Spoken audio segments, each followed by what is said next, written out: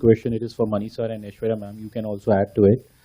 Basically, in a democratic India, where the focus is always on surging, looking to the future, and then obviously going back to history, what is it? What is there for the society to derive, by going back through history, through such films or other forms of literature? I think. May I add to that, please? Sure. Sorry, you got all of us excited. See, everybody has interest. There will be people who like science, astronomy, geography, history.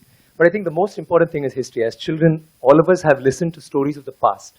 Whether it's Chandamama. Do you have Chandamama in Hindi? Yes.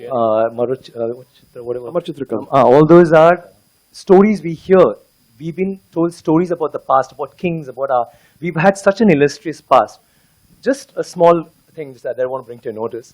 We all talk about the pyramids and how could they have possibly built it? How did they do it so many years ago?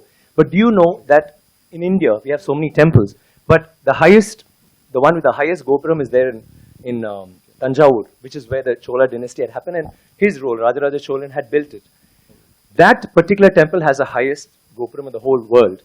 The top stone alone, it's a single stone that weighs 80 tons.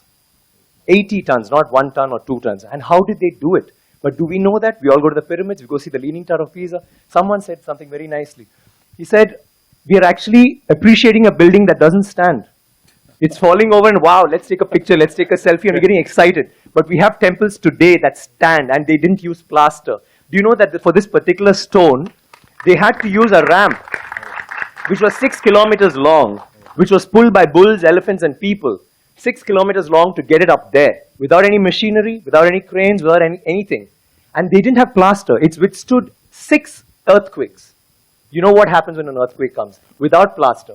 What they have done is they have an outer wall, then inside that they have a corridor of 6 feet, which is an open, just a corridor, and then they have another structure inside which goes all the way to the top, which is why they can withstand earthquakes, which is why they stood so long.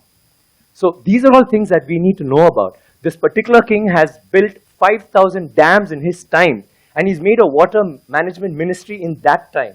He's had elections for the village leaders. He's asked them to name cities after women. Why should it only be men?